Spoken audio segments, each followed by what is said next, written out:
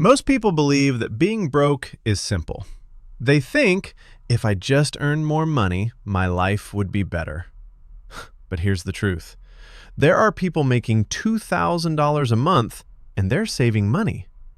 And then there are people making $10,000 a month who are completely broke. So what's really going on? Why do so many people feel stuck, even when their income increases? The answer is uncomfortable. Because it's not just about how much you earn, it's about how you live. Let's start with the biggest lie people believe. More money will solve all my problems. It sounds logical, right? If you earn more, you should have more. But in reality, something strange happens when your income increases. Your lifestyle increases too. You move into a better apartment. You upgrade your car. You start eating out more often. You buy things you once thought were luxuries. And slowly, without realizing it, your expenses rise to match your income. This is called lifestyle inflation, and it's one of the biggest reasons people stay broke. Because no matter how much they earn, they always spend just as much or more. Now let's talk about something even more dangerous, the illusion of affordability.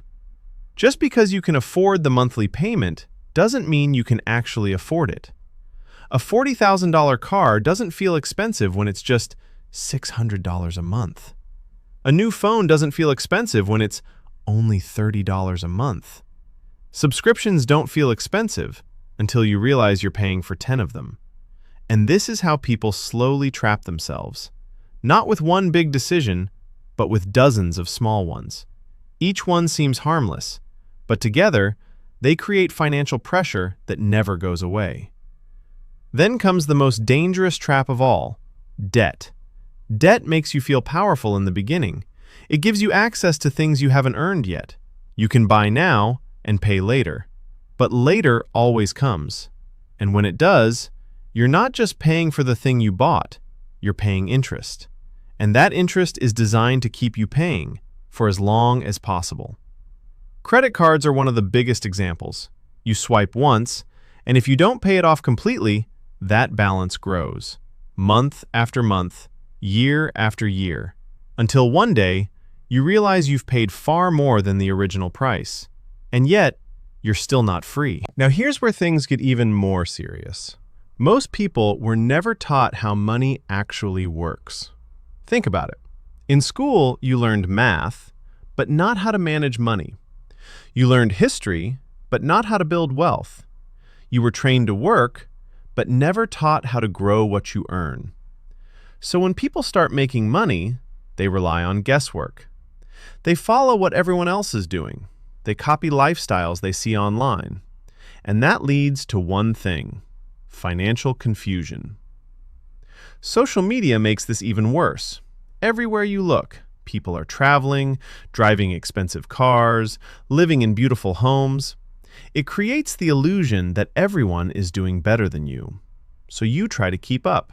You spend more just to feel like you belong. But what you don't see is the debt behind the lifestyle, the stress behind the smiles, the pressure behind the picture-perfect life.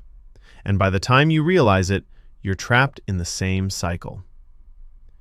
Now let's talk about something that might hurt a little: habits. Because at the end of the day, your financial life is a reflection of your daily habits. Not your income, not your job, not your luck, your habits. Do you track your spending?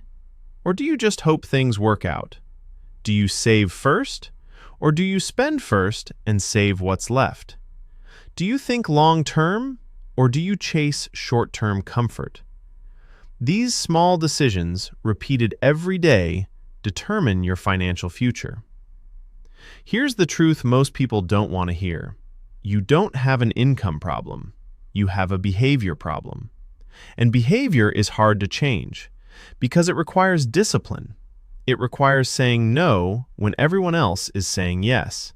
It requires patience in a world that rewards instant gratification. But this is also where your power lies. So how do you break out of this cycle? It starts with awareness. You need to see your money clearly. Track every dollar. Know exactly where it's going. because what you don't measure, you can't improve. Next, create a simple rule. Spend less than you earn. It sounds obvious, but very few people actually follow it. And no, this doesn't mean you can't enjoy your life. It means being intentional, choosing what truly matters and cutting what doesn't.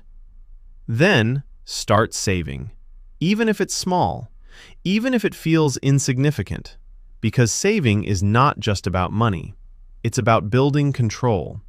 It's about proving to yourself that you can delay gratification, and that one habit alone can change everything.